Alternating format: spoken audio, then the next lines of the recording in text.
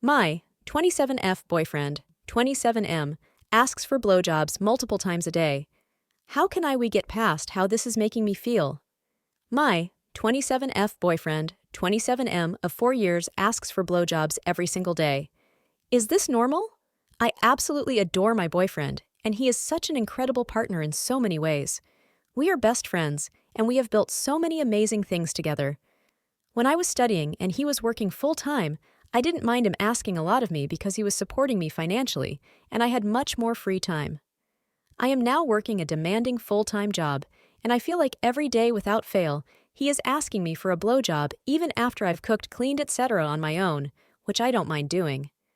I usually come home from work pretty exhausted, and it's not that I don't want to have sex with him, but I like the intimacy and acts of service to get me really in the mood.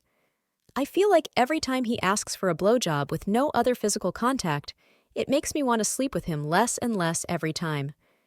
He will often get upset about this as he then doesn't feel loved, which I understand, and is the last thing I want. One of the only arguments we ever have is a recurring one about how he doesn't feel loved because I'm not jumping his bones and blowing him at every opportunity, and how I don't feel loved because he's not kissing and cuddling and doing anything to make me feel like he really wants me. It just feels like I am a blowjob machine to him at times, but I feel guilty even saying that. When we have been discussing this in the past, he has admitted that he tends to withhold affection from me because he doesn't feel I've been doing enough for him. I don't feel as though I have clearly communicated to him that the more often he asks, the less I want to do anything sexual with him yet. How can we find a balance and work towards fixing this before it becomes a full-blown aversion to sex for me and to avoid this recurring argument?